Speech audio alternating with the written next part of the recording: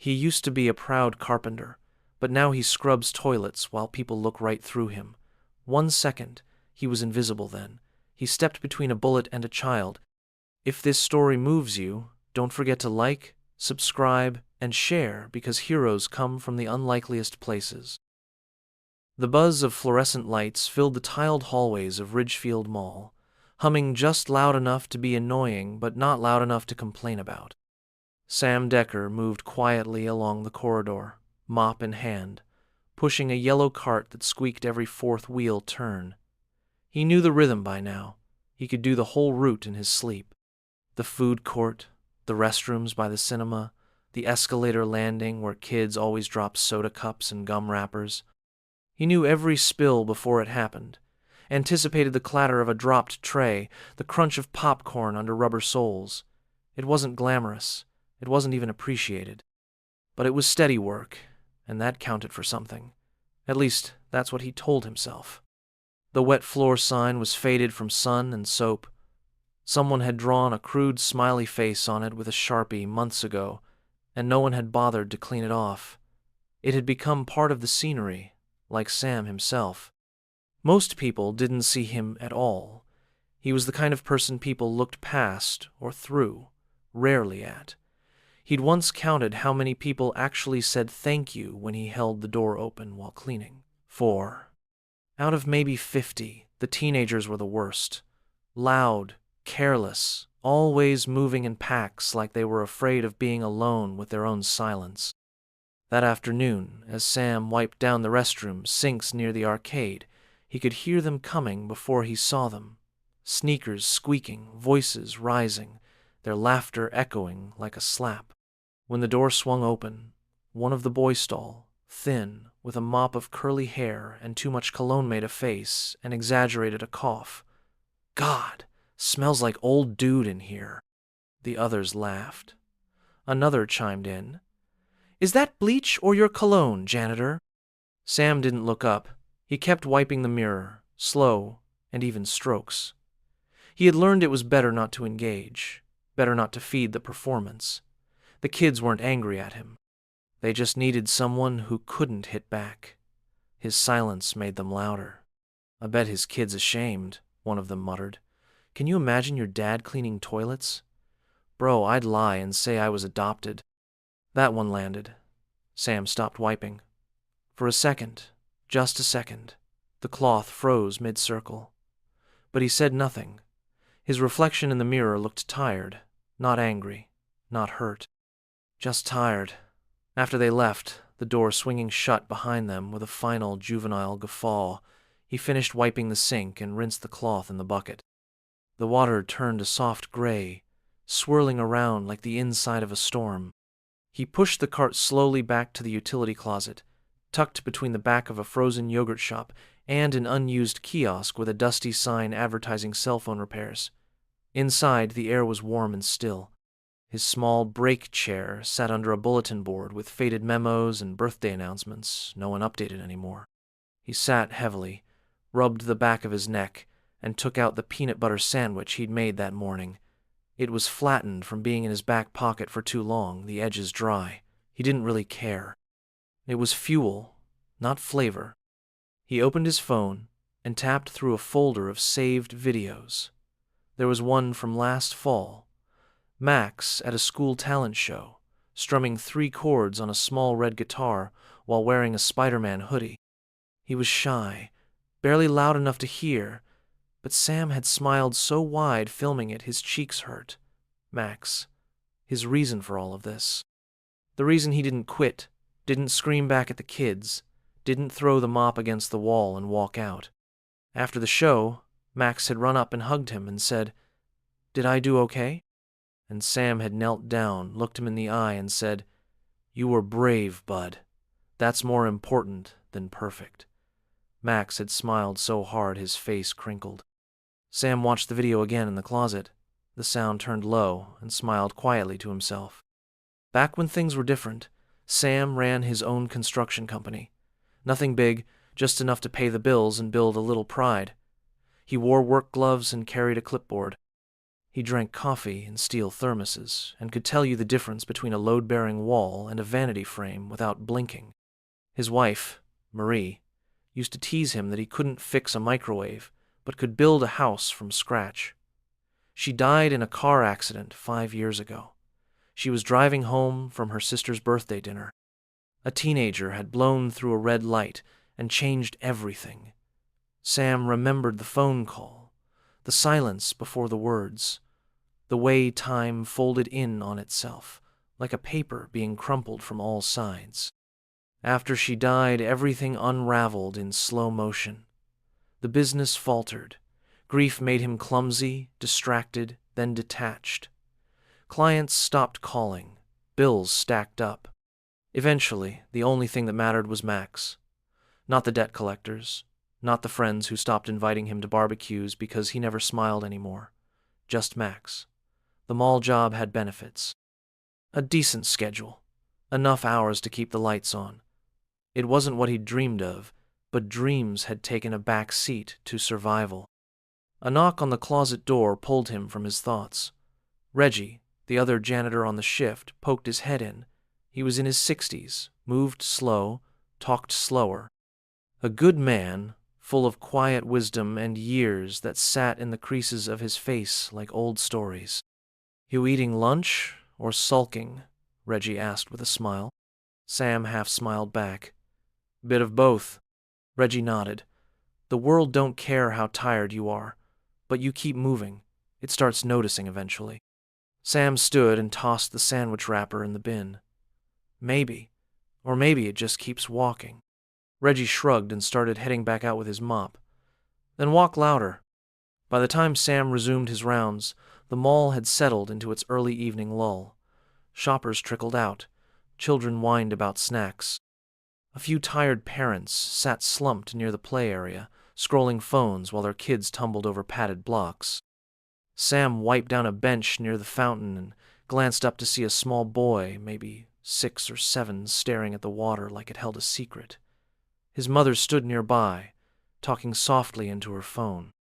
Something about the boy made Sam pause. His face was round, open, trusting. He reminded Sam of Max at that age. The boy turned, met his eyes, and smiled. Sam smiled back, and for a brief moment he felt seen. That night, as Sam drove home, the streets were quiet and orange with sodium light. The radio played low. He pulled into the small apartment complex, climbed the stairs with slow legs, and opened the door to see Max curled on the couch, drawing superheroes in his sketchpad. "Hey, bud," Sam said, setting down his keys. Max looked up. "Hey, Dad. I saved you the last cookie." Sam smiled, walked over, and ruffled his son's hair. The apartment smelled like crayons and something sweet. It wasn't much, but it was safe. He watched Max color in a caped figure with a shield shaped like a heart.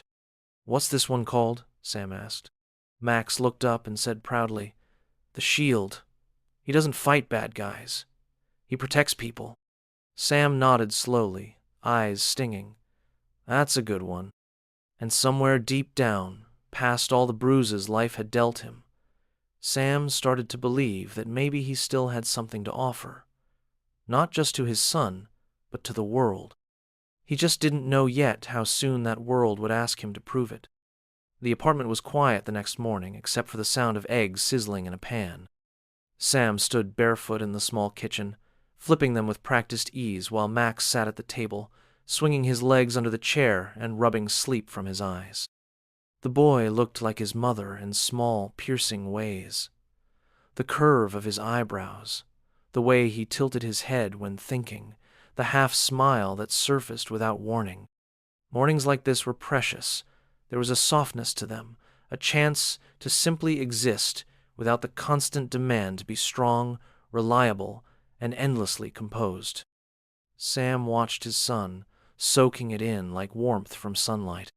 "Do I have art club today?" Max asked through a yawn. Sam nodded. "Yeah, after lunch.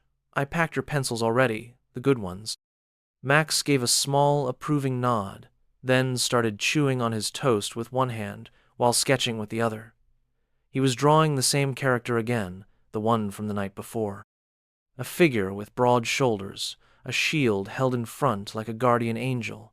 Max hadn't given the character eyes, just a dark mask where the face should be, and Sam thought that somehow made it feel more real. It wasn't about who the person was, just what they did. Sam poured orange juice into 2 glasses and placed one next to his son. "Why a shield?" he asked. Max kept drawing, pencil strokes deliberate. "Because shields don't hit back. They just stop people from getting hurt." Sam sat down slowly, letting that thought settle. His son had always been more observant than most kids his age. After Marie died, Max had stopped talking for a while. Not in a dramatic way. He'd just fallen quiet, especially at school. Teachers sent notes home. Concerned faces met Sam at parent meetings. "He's bright, just withdrawn," they always said. Sam had spent months wondering if he was doing something wrong, if grief had created a permanent scar, but then Max had started drawing. At first, it was random doodles, cars, monsters. But soon, clear patterns emerged. Heroes, always protecting, always alone. Sam had understood the message. After breakfast, Sam dropped Max off at school and headed to the mall for another long shift. The drive was short, but gave him enough time to mentally compartmentalize. He wasn't Max's dad behind the mop bucket. He was a janitor, quiet, efficient, anonymous. He had learned how to disappear in plain sight. The vest he wore was 2 sizes too big, and the shoes he'd been issued were stiff and clumsy. Still, it paid on time, and it gave him just enough to keep the fridge stocked and Max in clean shoes. That had to count for something. When he arrived, the air was already heavy with the scent of cinnamon pretzels and plastic. Dana, the head of mall security, gave him a quick wave from her post near the staff entrance. She was sharp-eyed, late 30s, and seemed to view the mall like a puzzle she was constantly trying to solve. Sam liked her. She didn't treat him like furniture. That morning, she stopped him with a nod and handed him a sealed envelope. "Payroll dropped these off," she said. "No idea if it's good news or bad." Sam took it with a raised eyebrow. "It's a paycheck. The only good news is that it didn't bounce." She smirked and leaned against the wall. "You see that group of kids again? The loud ones from yesterday?" Sam's mouth tightened, but he shrugged. "I see a lot of kids." Dana didn't push. She just watched him for a second, then gave a short nod. "You let me know if they push too far." Sam nodded, grateful for her, but not wanting to seem like he needed protection. He walked away and tucked the envelope into his back pocket. As he made his rounds, he found himself near the children's play area. It was early, so only a few kids were climbing the foam shapes and colorful blocks, while their parents sipped overpriced coffee and half-watched. There was one boy Sam had noticed a few times before, a small kid with an oversized hoodie and wide eyes. He always stood a little away from the crowd, clutching a plastic dinosaur. Sam didn't know his name, but he knew his routine.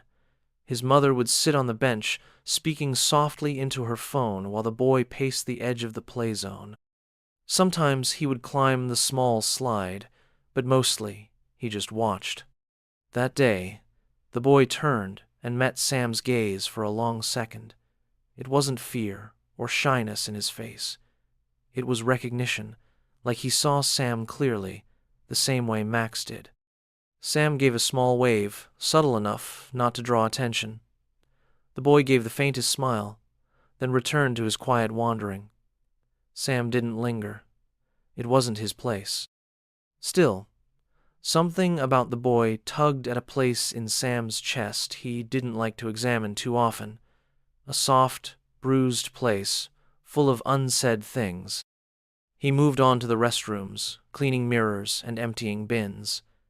As he worked, Reggie appeared beside him, wheeling his own cart.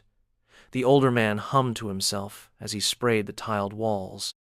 Sam nodded in greeting. "You look like your brain's working overtime today," Reggie said without looking up. Sam sighed. Just tired. Reggie raised an eyebrow. Tired's what you say when you're feeling too much. I've been tired since '92. Sam chuckled, in spite of himself. Reggie had that effect. He made things feel lighter, even when they weren't. The two worked in companionable silence for a while, the kind that doesn't demand words, but appreciates presence. After a few minutes, Reggie leaned on his mop and looked at Sam directly. You're a good man, Decker. I hope you don't forget that. Sam didn't answer right away. He just nodded, the weight of those words resting somewhere beneath his ribs. After work, he stopped at the grocery store and picked up cereal, juice, and a pack of markers Max had asked for. It stretched the budget more than he liked, but he'd make it work. On the way home, he passed the cemetery, and something in him turned the wheel without thinking. He pulled into the lot and parked. The sky was the kind of pale gray that promised rain but never delivered. He walked up the small hill to her headstone, worn now but still clean. He always wiped the leaves away when he visited. Max is doing good, he said, hands in his pockets. He's drawing more. Asked me why I think heroes carry shields. The wind moved through the trees gently, as if listening. I didn't know what to tell him, but he figured it out on his own. He looked down at the grass and closed his eyes. Am I doing enough? He whispered. There was no answer, of course. There never was. But sometimes, just asking was enough to loosen the knot inside. When he got home, Max was sitting on the floor with his markers spread out, drawing furiously. He looked up when Sam entered and held out the newest sketch. The shield again, this time standing between a frightened child and something dark and sharp behind them. Sam took the drawing and studied it. Then he knelt beside his son, pulled him close, and said softly, You're really good at this. Max looked up. He protects people who don't even know they're in danger. Sam nodded. That's what real heroes do. And in that moment, surrounded by crayons and quiet courage, Sam didn't feel tired at all. The day began like any other, with Sam slipping his work vest over his shoulders and checking his reflection in the cloudy hallway mirror. He smoothed his hair and rubbed the sleep from his eyes, staring back at the version of himself he still hadn't gotten used to. He looked older than he remembered. Not in the obvious ways, not just the fine lines or the slight graying at the temples, but in the way he carried himself. His shoulders sagged more than they used to. His eyes held a quiet exhaustion, not from lack of sleep, but from the weight of long, slow years. He glanced over at Max, who was finishing the last of his cereal while cross-legged on the couch, his head bent over another sketch. The morning sun came in through the living room blinds and caught the bright orange of the boy's t-shirt, making him glow like a candle in the dim apartment. Sam smiled and walked over to the kitchen counter, dropping 2 granola bars and a juice box into Max's backpack. Don't forget your sketchbook, Sam said, not looking up as he zipped the bag shut. I already packed it, Max replied, his voice calm and matter-of-fact. And I put an extra page in the back, just in case. Sam slung the backpack over one shoulder and gave him a look of mock sternness. In case of what? An art emergency? Max grinned. You never know. On the way to school, the radio played quietly. Sam kept one hand on the wheel and the other tapping the steering column in time with the music.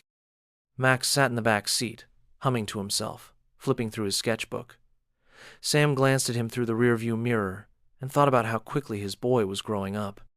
He had Marie's focus, the same way of shutting the world out when he was locked in concentration. Sam had once watched her paint for 4 straight hours without blinking. Max was the same with drawing. There was a kind of peace in that. After drop-off, Sam arrived at the mall a little earlier than usual. The loading dock was still half in shadow, and the early deliveries were just arriving. He swiped his badge and pushed through the staff door, greeted by the same sterile hallway and flickering lights that marked the beginning of every shift. It smelled like mop water and reheated breakfast sandwiches. Reggie was already there, whistling softly and organizing supplies on a rolling cart. Morning, sunshine, Reggie said without turning around. Is it? Sam replied with a half smile, reaching for his own cart. Reggie chuckled and straightened up. Every day above ground, right? They split up without another word, a rhythm they both appreciated. Sam began his rounds, starting near the food court where the vendors were still setting up. He exchanged nods with a few early risers, including the woman who ran the smoothie stand and the man who sold phone accessories. No one asked him about his night. No one asked if he was okay. It wasn't unkindness. It was just the quiet agreement of working people to keep their heads down and their hearts guarded. As he moved through the second-floor corridor, Sam began to notice things that didn't quite sit right. It was nothing dramatic, just small, easy-to-miss details.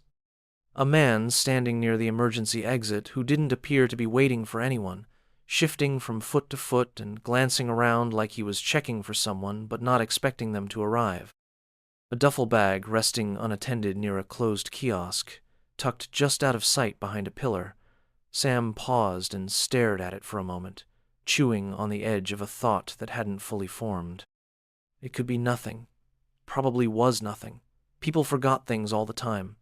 Still, something about the placement, the careful way it had been hidden, made his skin tighten. He made a mental note to mention it to Dana when he circled back. She would know whether to check the security footage or file a report. He didn't want to overreact. But he also didn't want to ignore the gnawing sense that something was slightly off-kilter. A little after noon, the mall began to fill. Strollers wheeled past food stalls, teens crowded around the arcade, and families gathered near the play area. Sam was sweeping near the fountain when he heard them again. The teens. The same group as before, maybe a little louder today, a little more emboldened. He caught sight of them near the escalator, slouching in overpriced hoodies and half-laced sneakers, laughing like they owned the air. One of them recognized Sam and nudged another. Their voices lowered just enough to suggest they were saying something they didn't want him to hear, then rose again in laughter. Sam kept sweeping. The tension in his chest returned, slow and familiar. He had grown used to being dismissed, even mocked. It didn't bother him the same way it used to. But what gnawed at him now wasn't their laughter. It was the realization that if something bad were to happen, these kids, despite their arrogance, were still just kids. Loud, obnoxious, but ultimately unarmored. The thought unsettled him. He shook it off and returned to work. Near the play area, he saw the boy again, the one with the dinosaur. He was standing at the edge of the padded mats, watching another child build a block tower. His mother, seated on a bench nearby, was typing something quickly on her phone. She didn't see her son step a little too far, trip, and tumble sideways onto the floor. Sam was close enough to catch the sound of the fall and the soft thud that followed. The boy didn't cry. He just sat up, looked around, and dusted off his hands. Sam was already moving toward him, ready to help, when the mother looked up and rushed over. She lifted the boy into her arms, fussing over him while he shrugged and pointed to his dinosaur. Sam slowed his approach, then stepped back before she noticed him. He didn't want to intrude. He had just been reacting. Something inside him ached. A quiet reminder of the days when Max had been that small and every skinned knee felt like the end of the world. Back then, Sam would scoop him up and carry him into the kitchen, whispering promises that everything would be fine while Marie dabbed on antiseptic. The memory came uninvited, and he let it linger just long enough to feel it fully. Later that afternoon, as the lunch rush tapered off, Sam took a break behind the loading dock. He leaned against the wall and closed his eyes for a few minutes, letting the cool air settle on his face. He didn't hear Reggie approach until the older man spoke. "You all right, kid?" Sam opened his eyes and nodded. "Yeah, just thinking." Reggie nodded, like that made sense. Something in the air today. Sam looked at him, sensing the same unease he couldn't quite name. "You feel it too?" Reggie rubbed his chin thoughtfully. "Hard to explain. Like something's building, don't know what." They stood in silence for a while, listening to the distant hum of traffic, the soft roar of the mall behind them. Sam thought of the unattended bag, the twitchy man by the exit, the strange quiet between ordinary things. He didn't know what was coming, but he felt it, somewhere beneath the surface of the day, pressing up like a wave about to break.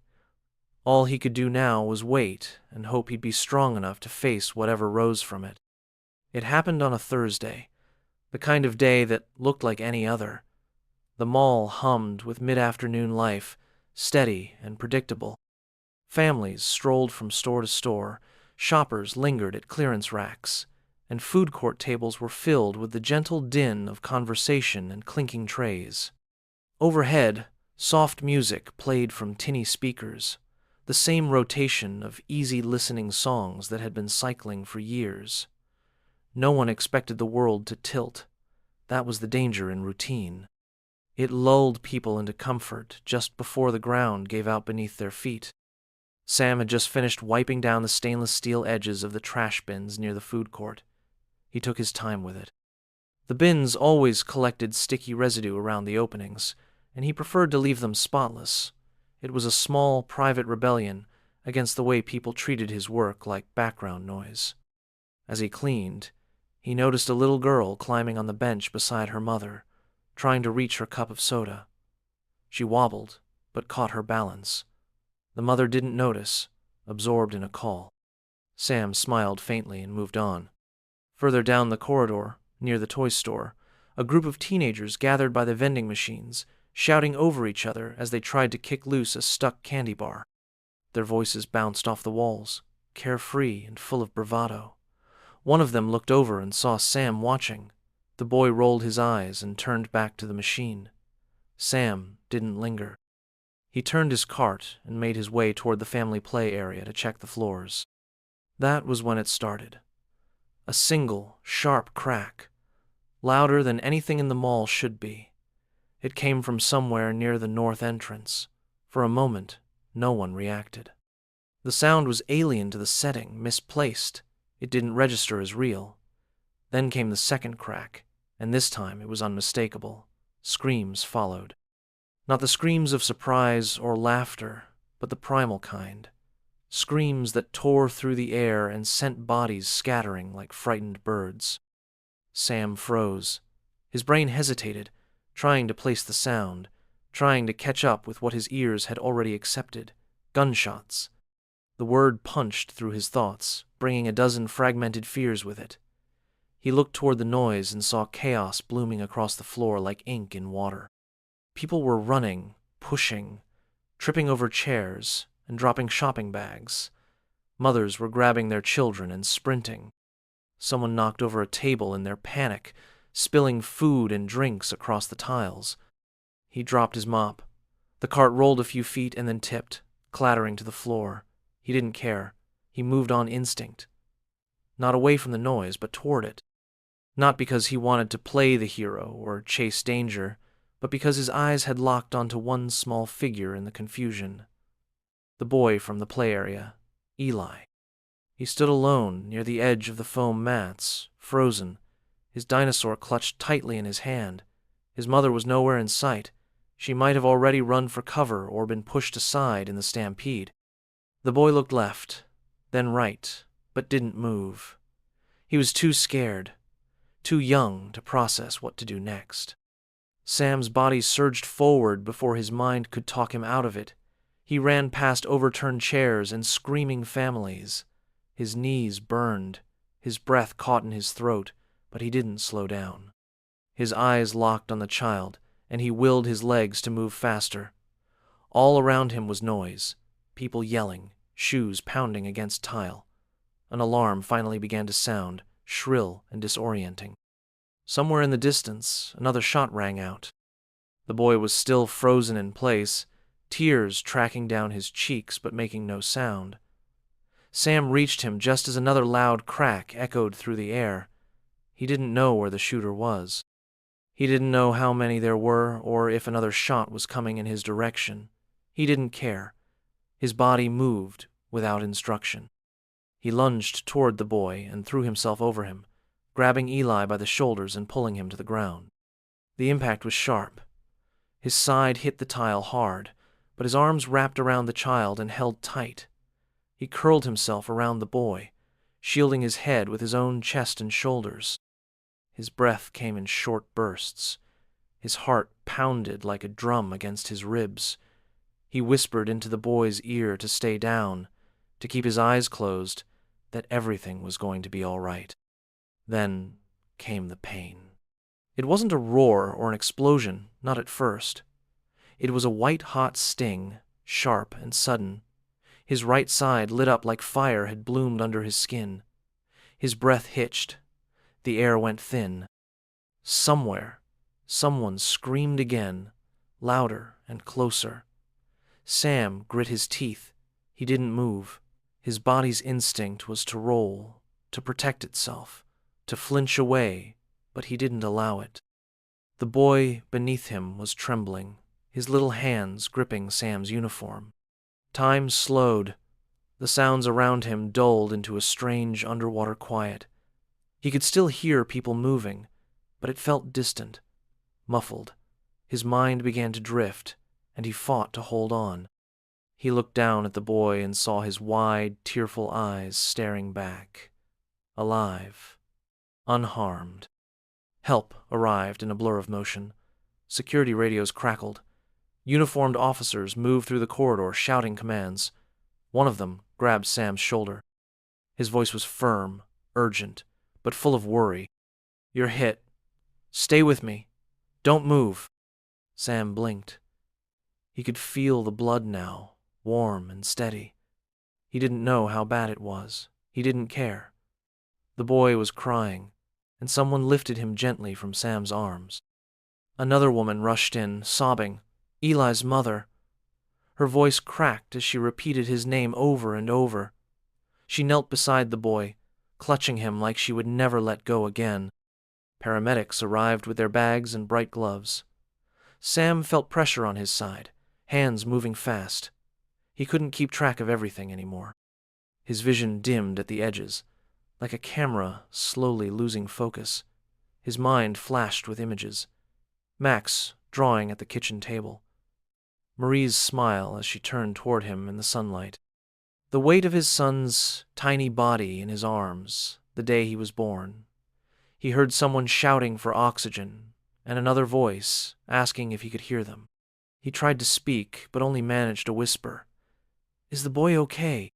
A voice beside him answered, clear and certain. "He's safe. You did good." Sam let out a long, shaking breath. It was enough. That was all he had needed to hear.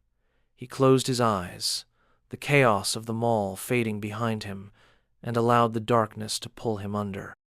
The ambulance was colder than Sam expected. Even with the warm blood soaking the bandages pressed against his side, even with the oxygen mask on his face, he could feel the chill climbing into his bones. The paramedic to his left kept speaking, his voice calm and rhythmic, like he had said these same words 100 times before. His gloved hand never left Sam's shoulder. Every time Sam's eyelids fluttered, the paramedic's voice rose just enough to pull him back. "You're going to be okay," he kept saying. "You did good. Just stay with me, all right?"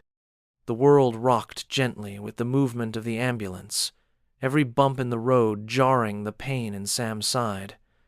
He had no idea how far they had driven.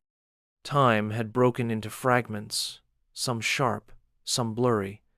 He could still hear the distant echoes of the mall, the screams, the shots, the little boy crying. It all felt like it belonged to someone else now, as if he had stepped out of his body and watched the chaos from a place just over his own shoulder. He tried to speak again, but the words dissolved behind the plastic of the mask. His mouth moved, and the paramedic leaned closer. "Save your strength," the man said. "We're almost there." As the lights above him blurred into one long stream, Sam held onto the last clear image he had seen before the paramedics arrived. The boy, Eli, alive and crying in his mother's arms. That one image settled something deep inside him. He wasn't sure if it would be enough, but it was all he had left to hold. The emergency room swallowed him in noise and white light. Dozens of voices spoke at once. The gurney bumped through swinging doors. Nurses hovered on both sides, calling out vitals, updating charts.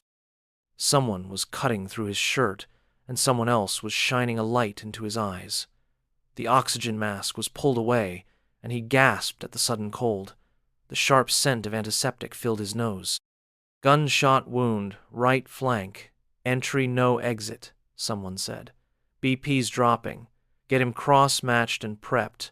Possible internal bleeding." Sam tried to lift his head, to speak, to ask for Max, but a nurse pressed a gentle hand to his forehead. "You're safe now. Try not to move." It wasn't safety he was thinking of. It was his son. He hadn't called anyone. He hadn't had the chance. Would Max be waiting at home, confused, maybe scared? Would someone tell him, or would the news come first, filtered through the cold lens of a television report or a flashing headline?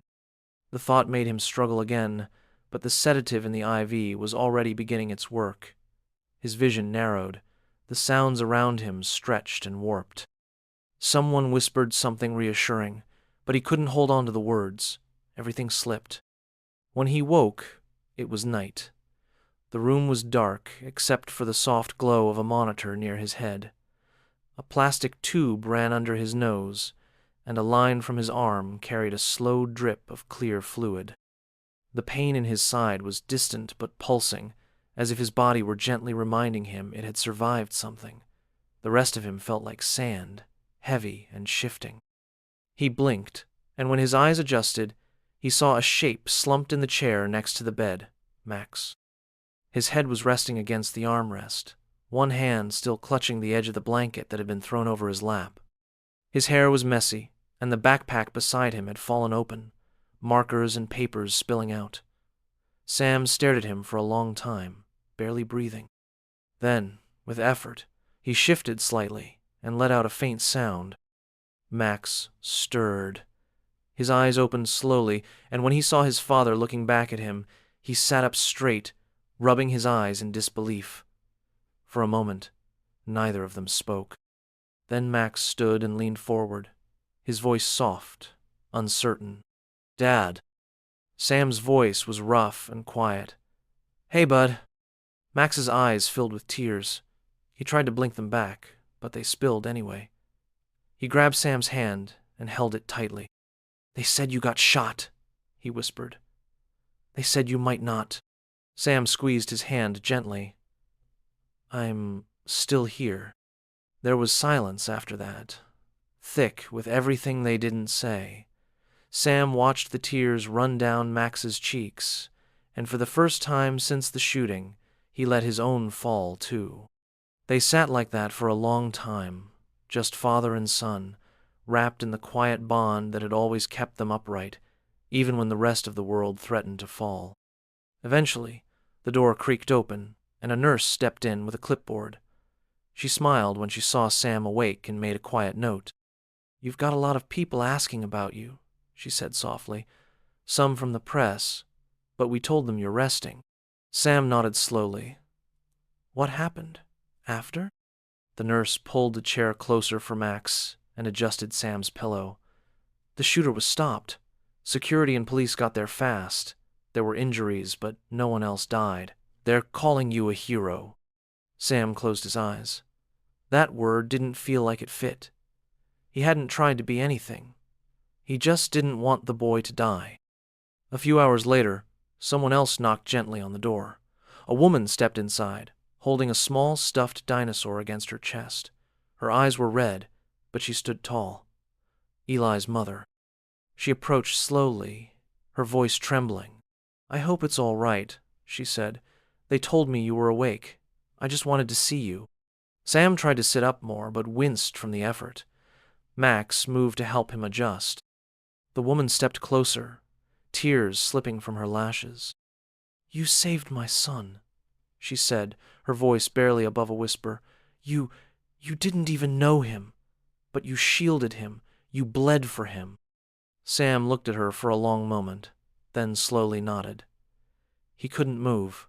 I couldn't leave him." She set the stuffed dinosaur gently on the edge of the bed. "He hasn't let go of this since it happened. He keeps saying the man with the mop saved me. Her voice broke. "I don't know how to thank you." Sam blinked hard, but the tears came anyway. "Just take care of him," he said quietly. "That's all." The woman nodded, unable to speak. She stood there a moment longer, then reached out and touched his hand briefly before turning and walking back out of the room. After she left, Max looked up at Sam, his face solemn. "You're the shield," he said simply. Sam managed a tired smile. "No, just your dad." Max shook his head. "You're both." And in that dim hospital room, surrounded by wires and silence, Sam finally let himself believe it. He hadn't just survived. He had made something matter. Not with a title or a uniform or a paycheck, but with the simplest, oldest instinct of all. He had seen someone in danger, and he had stepped in, not because it was safe, not because anyone would see it, but because it was the right thing to do. That was enough. The hospital room stayed dim throughout the next morning. Curtains drawn to soften the sun, fluorescent lights kept off, the steady beeping of machines filling the silence. Sam lay still, propped against a pillow that had been carefully arranged behind him by a nurse with gentle hands and a practiced touch. The pain in his side pulsed in slow waves, not sharp but persistent, like a weight reminding him of where he had been. He could feel the pull of stitches every time he shifted. The wound was clean, the doctor said. No vital organs hit. He had been lucky. That word had been repeated by every person who walked through the door. Lucky, brave, heroic. Sam didn't feel like any of those things.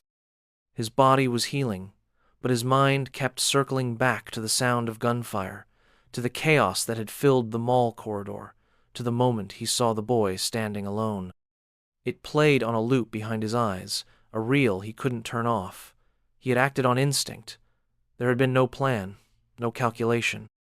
Just the image of a child in danger and the space between them that needed to be crossed. He didn't know what had made him run toward it. Maybe it was years of keeping Max safe that had trained his body to react before his mind could interfere. Maybe it was something simpler, something in his bones. Outside the room, he could hear the click of shoes in the hallway. Nurses, orderlies, maybe another visitor. There had been more of them every day. Strangers with flowers, people from the community. Parents who stopped by to say thank you with eyes still red from crying. Children who drew pictures of him holding a shield or wearing a cape. One little girl had handed him a crayon drawing where his mop had been turned into a sword. Sam kept that one beside the bed. Max had smiled when he saw it and said it made sense. Quiet heroes didn't need flashy costumes. They just needed to show up. The first time a reporter tried to come in, the nurse had turned them away. A polite but firm, "Not today." After that, they started calling instead. Sam's phone sat silent on the small table by his bed, dozens of missed calls, unread texts, and email notifications piling up. A producer from a morning show had left a voicemail asking if he'd be willing to appear on air. Another message had come from a local news anchor. A city council member had offered to visit in person. Dana from mall security had called too, leaving a voicemail that said she was proud of him and that the mall was buzzing with stories about what he'd done. Sam ignored them all. Not because he was overwhelmed, though he was, but because none of it mattered compared to the moments that stayed with him most clearly. Max holding his hand through the night. Eli's mother whispering thank you with tears in her eyes. The sound of the boy breathing beneath him while the world above cracked apart. No camera could capture that. No headline could explain what it meant to carry someone else's life in your arms for even 1 second. That afternoon, the hospital therapist stopped by. A tall man with soft features and a calming voice. He wore a collared shirt and carried a clipboard but didn't lead with it. He asked if Sam wanted to talk. Sam shrugged. The man pulled up a chair anyway. They sat in quiet for a while, listening to the machines. "When someone calls you a hero," the therapist said, "what do you feel?" Sam took a while to answer. "I don't know," he said finally. "I didn't do it to be anything. I just didn't want him to die. The therapist nodded, as if that made perfect sense. Sometimes, heroism looks just like that. A single decision, made quickly, without certainty. Sam turned toward the window, watching the light filter through the curtains. I wasn't thinking about myself, he said. Not once. Not until it was over. That's what makes it real, the therapist said. You acted on something deeper than thought. Something human. Sam let that sit for a while. He hadn't told anyone about the moment right after he was hit. The thought that had flashed into his mind like a bolt of lightning through fog. If this is it, let Max know I tried to be the man he thought I was. It wasn't about recognition. It was about living up to the image in his son's eyes. The therapist stayed a while longer, offered some advice about recovery, both physical and mental, and then left quietly, without pressure. Sam appreciated that. There was already enough pressure in the voices outside the room.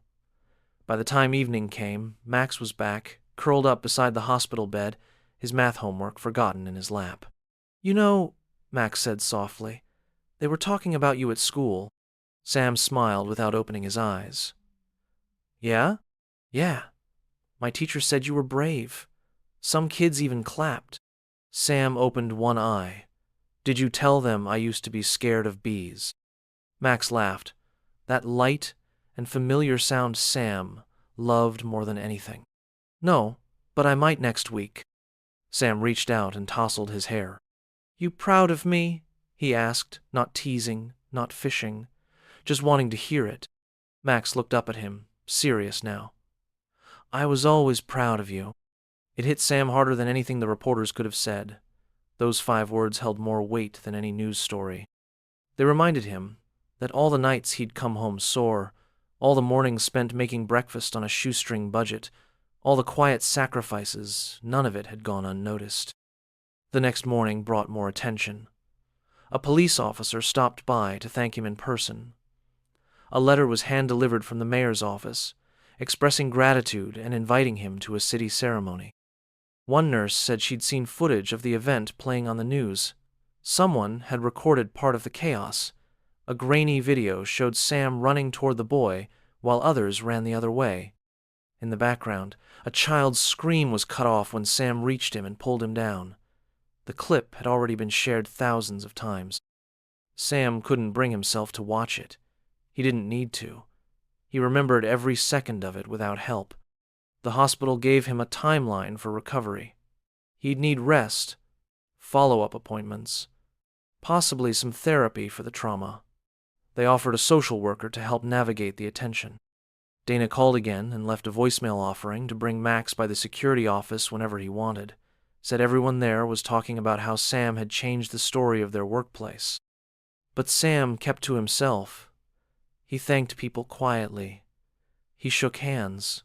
He nodded through their praise. And when the room finally emptied again, he let himself breathe. Later, Max crawled up beside him again, holding a new drawing. This time, the figure was clearer. Still a shield, still tall, still faceless. But in the background was a small boy holding a dinosaur and a smiling man in hospital clothes, lying in bed. Over their heads was the word SAFE, written in bold capital letters.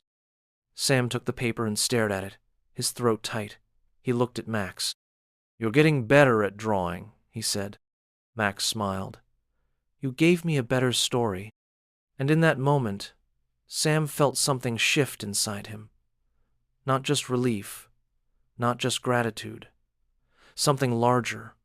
He wasn't the same man who had picked up a mop in the quiet corners of the mall. He wasn't the same father who had worried whether his son would see him as enough. He was the man who had stepped into fear and come out holding something fragile and good. That wasn't luck. That was legacy. The day Sam was discharged from the hospital, the sun seemed impossibly bright. It flooded the sidewalk in wide, golden swaths, warming his skin even through his shirt. He walked slowly, careful with each step, his side still sore and his gait uneven, but he walked on his own. A nurse had offered him a wheelchair, and he had refused as gently as he could. Max walked beside him, clutching his father's bag in one hand and a drawing in the other. The drawing showed Sam, still in his janitor's vest. But this time, he stood tall beside a group of smiling children, with no shield in sight. The meaning was clear. Sam had become the shield. Outside the hospital, a handful of people waited, though no one had told Sam to expect a crowd. A couple of reporters stood off to one side with cameras lowered, watching but not approaching. A woman from the mayor's office gave him a quick wave, then seemed to think better of it and stepped back. Dana from mall security stood with arms crossed and a soft smile, dressed in plain clothes today. When Sam saw her, he let out a breath that sounded like relief. She approached and pulled him into a brief hug, careful of his side. "Good to see you standing," she said. "You've got half the mall buzzing still. I think your mop bucket's going to be on display at this rate." Sam gave her a small smile, then shook his head. "I didn't do anything special." Dana looked at him long and hard before replying.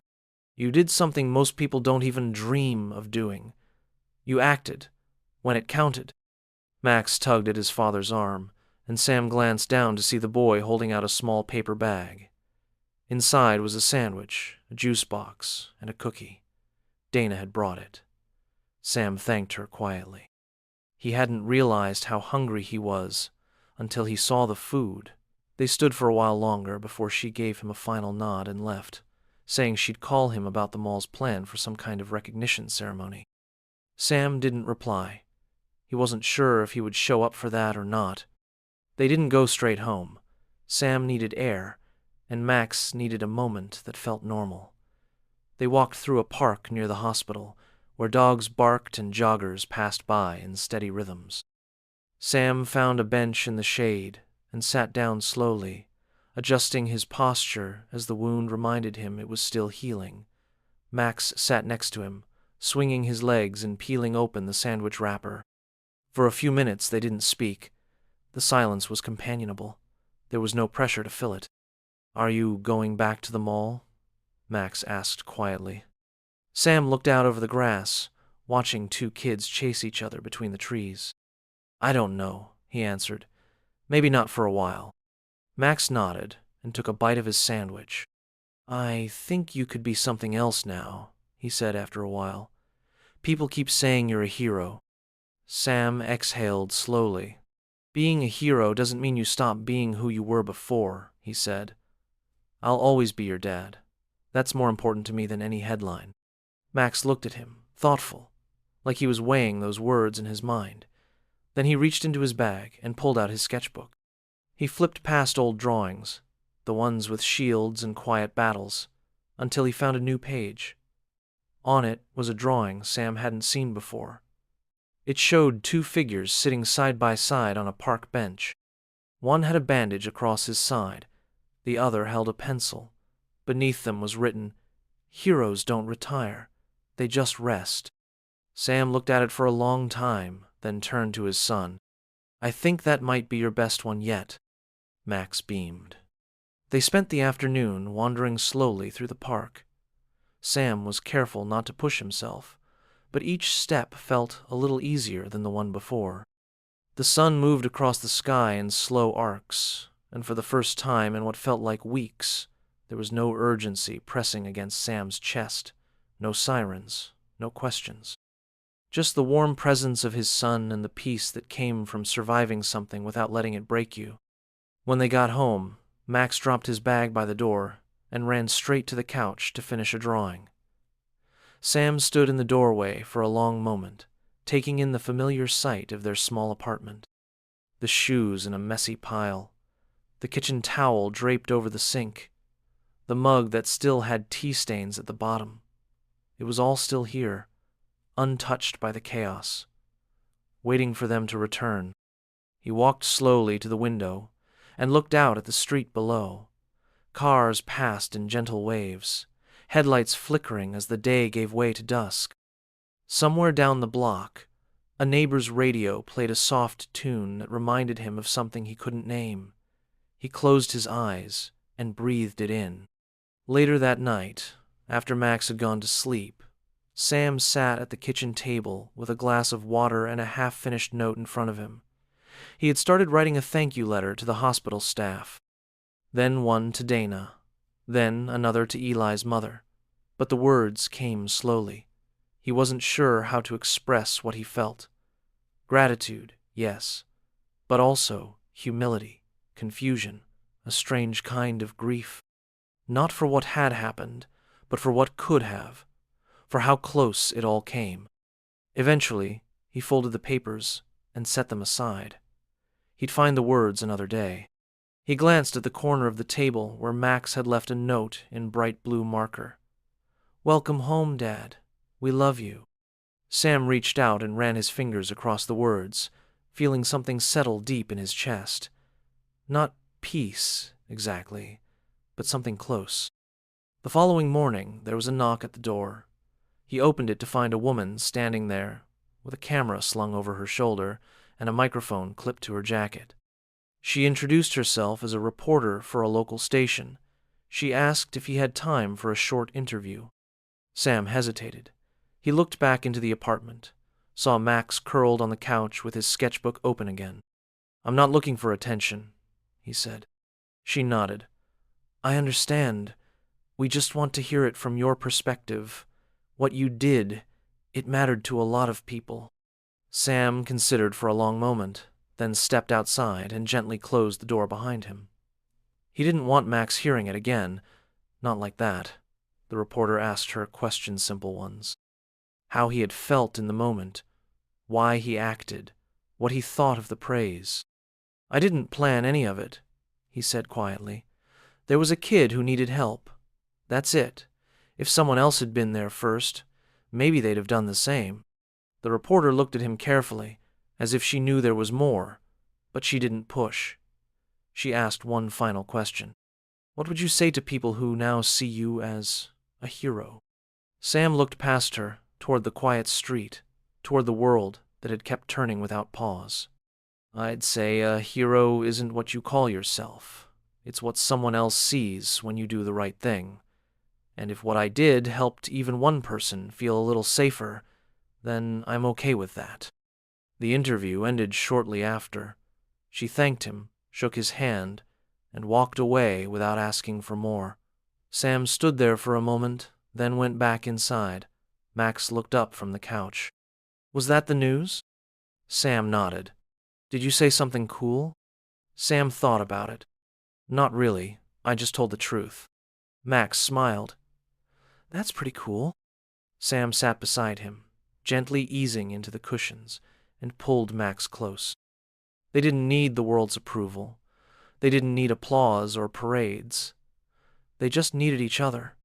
And in that quiet apartment, with pencil shavings on the floor and cartoons playing in the background, Sam finally felt something real. Not the rush of fear or the glow of attention, but the steady heartbeat of life beginning again. A life they had almost lost, a life they had fought for, a life worth protecting. The city moved on, as cities always do. In the weeks following the mall shooting, headlines changed, and the urgency faded from people's voices.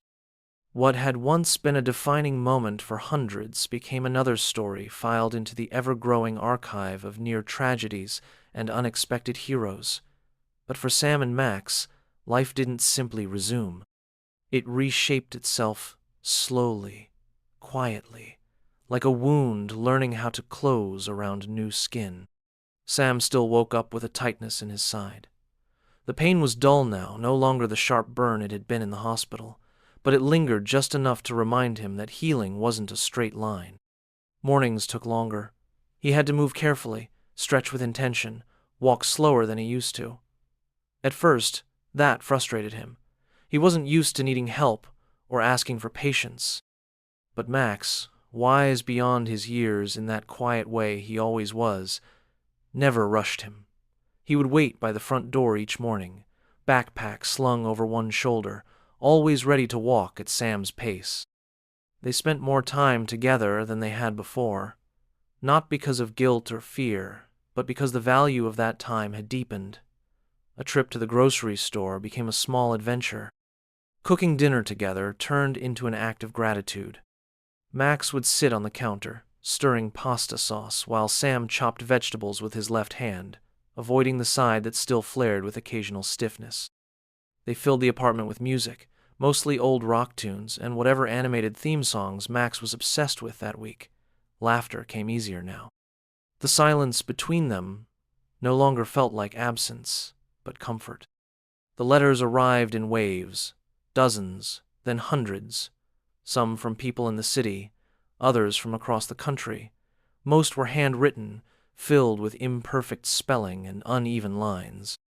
Children sent drawings of Sam in capes, of him standing tall with a child clutched safely in his arms. One card from a second-grade class read, "Thank you for being brave when it was really, really scary." There was something pure in those messages, something unfiltered that no article or TV segment could replicate. Sam read every single one. He kept a box under the bed and filled it slowly, his fingers brushing each envelope like a prayer. One Saturday afternoon, a woman knocked on their door. She looked nervous, but determined, her arms full of grocery bags. Sam didn't recognize her at first, but when she introduced herself, he understood. She was the aunt of a teenager who had been in the mall that day, one of the kids who had gotten separated from his group during the chaos. Her nephew had hidden behind a trash bin until security found him, and afterward he wouldn't stop talking about the man who ran toward danger. She said he was sleeping better now, sketching again, drawing comic books where the janitor saves the day. She thanked Sam, placed the bags on the counter, and said, "You made him believe in people again." Sam had never considered himself someone who could carry that kind of responsibility. He had always just wanted to make it to the next paycheck, keep Max's lunchbox full, pay rent on time. But the ripple of that day continued to reach places he couldn't see. He tried not to let it weigh on him. Instead, he let it ground him. He and Max visited the mall once, about a month after it happened. It was Max's idea. They went on a Tuesday, when it would be quiet. Sam hesitated in the parking lot for a long time. His hand hovered above the door handle, and he took 2 deep breaths before stepping out. Inside, things looked unchanged. Stores open, families strolling, the scent of pretzels in the air. But to Sam, everything felt sharper, more fragile. His eyes scanned every corner without meaning to. He noticed bags left on benches, strangers who lingered too long near exits. His body stayed tense, his breath shallow. They walked the same path he had taken that day, past the food court, toward the play area. When they reached it, he stopped. The foam mats were new. The kiosk nearby had been replaced with a small security post. A woman sitting on a bench nearby recognized him. She didn't say anything at first, just gave him a gentle nod, a kind of silent thank you passed between strangers. Max reached for his hand, and together they sat for a while, watching kids run and laugh. Later that evening, Sam sat at his desk with Max's sketchbook open beside him. He had found it on the couch and flipped through the pages absent-mindedly, only to find a new drawing tucked between the others. It showed their apartment, quiet and warm, with the two of them sitting across from each other at the kitchen table. No capes, no shields, just a father and son drawing together. Underneath, Max had written, "This is the real hero story." Sam felt something shift inside him again. Not in a dramatic way, but like a door easing open in a room he hadn't entered in years. He realized then that he didn't need to prove anything anymore. Not to the people who had doubted him. Not to the voices who used to mock him at work. Not even to himself. He had already done the hardest thing he had shown up, in the most terrifying moment of his life, and given everything he had. The apartment was quiet. The city outside still buzzed, but it couldn't reach them here. Max was asleep in the other room, the faint sound of his breathing drifting through the cracked door. Sam leaned back in his chair and let the silence hold him. He didn't feel small anymore. He didn't feel invisible, and he didn't feel broken. In the back of his mind, he remembered something his father had once told him when he was young. A good man doesn't chase applause. He shows up, even when no one's watching. At the time, Sam hadn't understood what that meant. Now, he did. He understood it completely. He turned off the lamp, walked quietly to Max's room, and stood in the doorway for a long moment, just watching. The boy slept on his side, arms tucked under his pillow, the sketchbook resting near his feet. Sam smiled and gently closed the door. In the dark, he moved toward the window. The moon hung low over the city, soft and full, casting a silver sheen on the rooftops. Somewhere far away, the world continued its fast, noisy spin. But in this apartment, time had stilled, just enough for him to feel it all. Every beat, every breath, every small grace. He stood there until his legs began to ache. Then he turned back, went to bed, and lay in the quiet, no longer haunted by sirens or screams. Just the sound of his son's breath. Just the memory of a moment. Just the weight of a life rebuilt. A few more weeks passed. Summer deepened its grip on the city, laying heat over every surface until the pavement shimmered and the air felt thick enough to hold in your hands. Children played in sprinklers on the sidewalks, their laughter echoing off apartment walls. Ice cream trucks rolled slowly through neighborhoods. Windows were propped open with box fans humming constantly. The city seemed to be stretching into a more forgiving rhythm, and somehow so did Sam. Each morning began earlier now. The wound on his side still pulled when he reached too far or turned too fast, but the pain no longer defined him. He moved more confidently, rediscovering the old grooves of daily life. He made breakfast. He packed Max's lunch. He walked with him to his summer reading club at the library. It was a kind of quiet victory to do something as normal as waiting at a crosswalk and chatting about dinosaurs while the light changed. There had been a time, not long ago, when Sam wasn't sure he'd ever get those moments back. He hadn't returned to his old job, and maybe he never would. Dana had left messages, and so had the mall management, offering him a paid leave and a revised role when he was ready. There was even a rumor circulating that a position had been created just for him, something with a title and an office and less lifting. But Sam had yet to respond, not because he was ungrateful.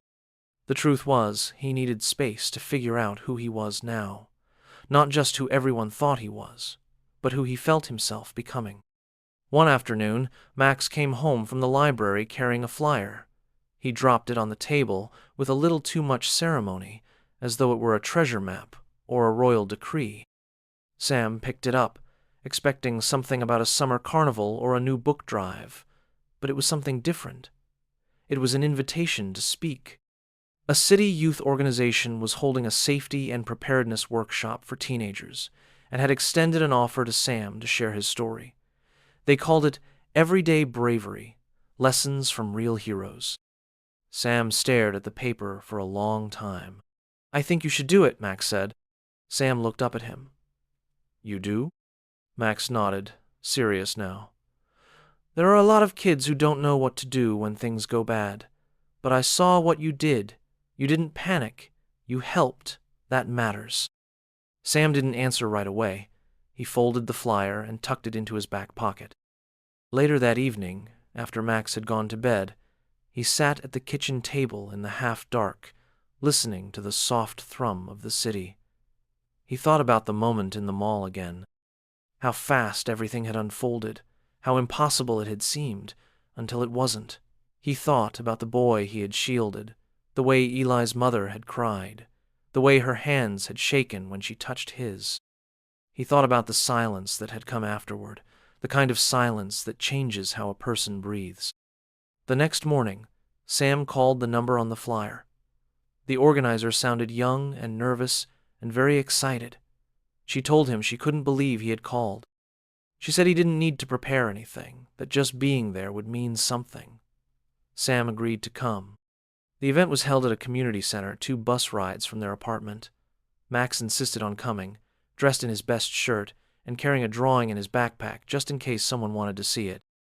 Sam wore clean jeans and the only button-up shirt he owned that didn't feel like it belonged to someone else. When they arrived, there were already people waiting outside, teenagers in small clusters. A few parents, some teachers. A woman at the front desk handed Sam a name badge that simply read, Sam Guest. They led him into a wide room lined with folding chairs. A modest stage stood at the front, no microphones, just a small wooden platform with a stool and a table of water bottles. When Sam stepped onto it, there was a moment of pause, the kind that presses softly against your chest. People sat up straighter. Phones were lowered. A few whispers scattered and faded, then quiet. Sam didn't give a speech. He wasn't a speaker. But he told the truth. He described what he had seen, the noise, the fear. The moment he noticed Eli alone, he didn't dress it up. He didn't add drama where none was needed. He kept his voice low, steady. When he talked about throwing himself over the boy, he paused. He looked down at his hands for a moment before continuing. The room stayed still. He ended by saying something he hadn't prepared, something that just arrived on his tongue like it had been waiting there all along. You don't have to be a superhero to do something good, he said. You just have to decide who you're going to be when someone else needs you. There was no loud applause, no standing ovation, but the silence that followed felt full, whole. When he stepped down, people approached in ones and twos. They didn't ask for photos or autographs. They asked questions. Real ones. What do you do when you're scared? How do you know when it's the right time to act? Did you think you were going to die? He answered them all, as best he could. He didn't pretend to be invincible.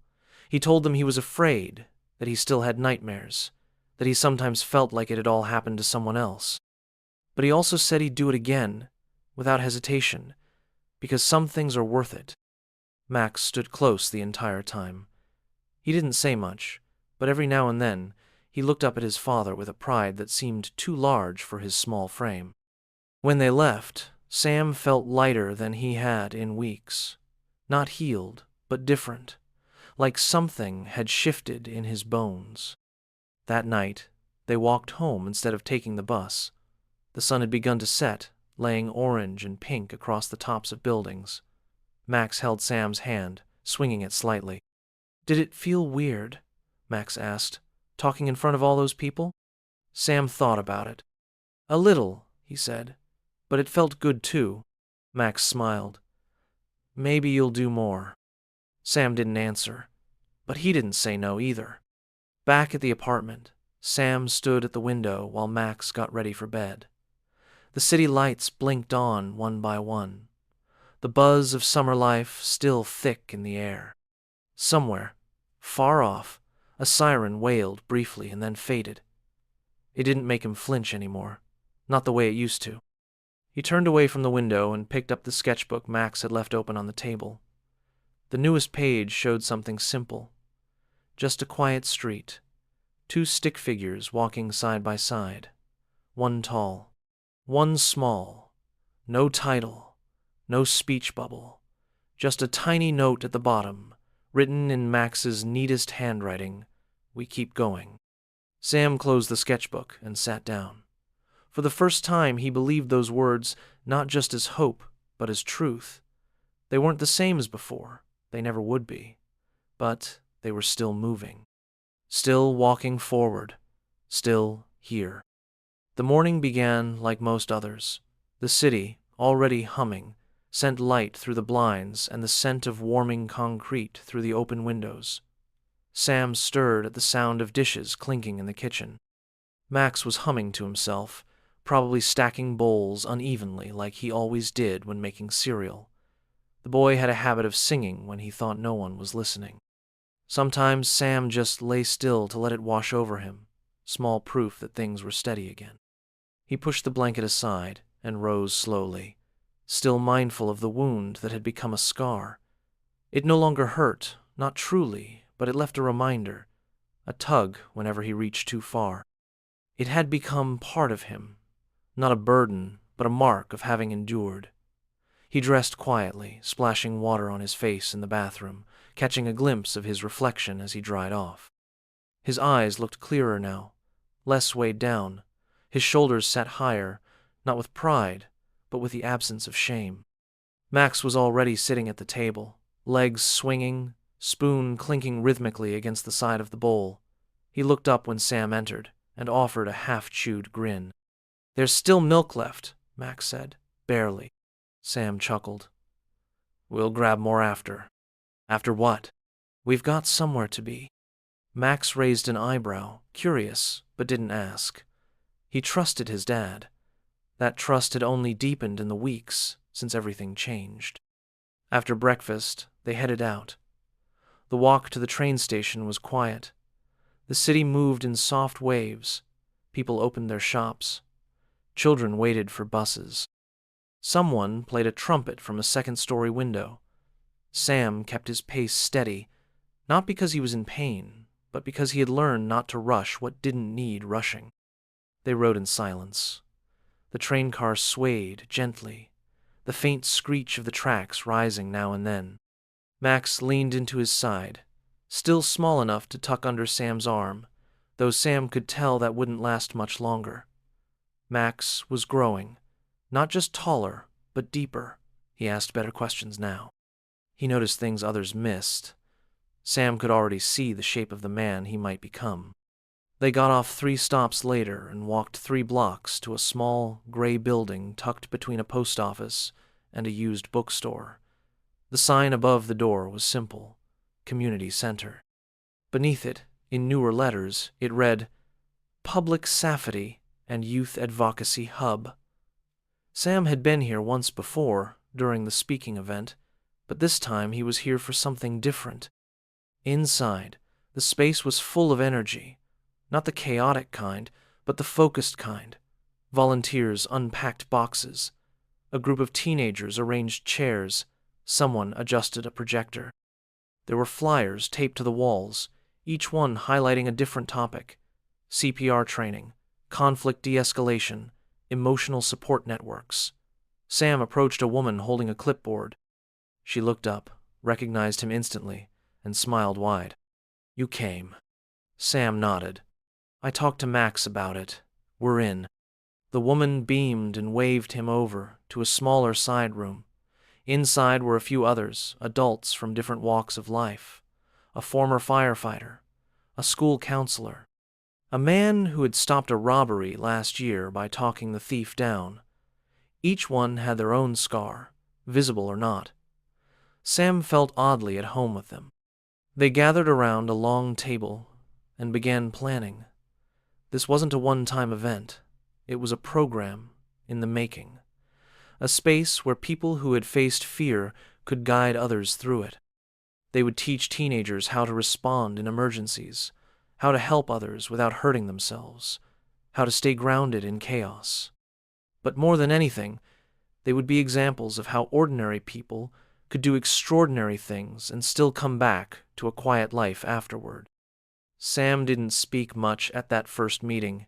He listened, he learned, and when asked to share why he was there, he simply said, "Because no one should feel helpless when it matters most." That was enough. When they finished, Max rejoined him. He had spent the last hour helping in the art room. His hands were covered in paint. He held a new drawing in his hands, still damp in the corners. This one showed a group of people standing together in a circle. Each wore different clothes. Some carried tools, some had backpacks, some just had their hands in their pockets. But they were all facing inward, toward a small boy in the center. Max didn't label them heroes. He didn't draw any shields. He just called it people who help. They left the center together, walking again, under a sky smeared with clouds. Sam felt the breeze shift. Rain was likely later, but for now, the air was fresh. They stopped at a corner store and bought milk, apples, and 2 ice cream bars. They ate them sitting on a bench outside, watching the city roll by. Sam thought about the word hero and how it had followed him like a shadow. It had filled newspapers and leaked into conversation at every grocery line, but over time, It had softened. People stopped pointing. The calls slowed. The silence returned. And in that silence, Sam had found the freedom to become more than a headline. He wasn't chasing attention. He was chasing meaning. He had found it, not in a single moment of bravery, but in the decision to keep showing up, to stay involved, to give back, to listen. Max crumpled his wrapper and leaned against his father's side. "Do you think I'll ever do something brave?" he asked. Sam looked down at him. "You already have. Every time you trust people, every time you try again, bravery isn't always big." Max nodded, accepting that as fact. Later at home, they unpacked groceries and put away the day's small victories. Sam sat by the window with a book he hadn't touched in months. He didn't read it, just held it, eyes watching Max sketching on the rug. The boy was drawing something new. The page showed a streetlight, a sidewalk, and two figures in the distance. You couldn't see their faces, just their posture, steady and strong. At the top, Max wrote, "Keep going, keep helping." Sam didn't say anything. He didn't need to. He stood, walked over, and sat beside his son on the floor. Together, they colored the streetlight in yellow. Outside, the first raindrops began to fall, tapping lightly on the window. The city welcomed the rain, and inside that small apartment so did they. Not as an end to the story, but as proof that the story continued. With new choices, new challenges, new chances to be someone's calm in the storm. Sam had once been a janitor, cleaning toilets in the corners of a mall. Then, for a brief and burning moment, he had been the man who shielded a child from gunfire. But in the days after, in the quiet hours that followed, he had become something steadier. A father who showed up. A man who listened. A helper who kept helping. That, he knew, was the story worth living. Not the one that ends with applause, but the one that begins again each morning, with purpose, with kindness, with love.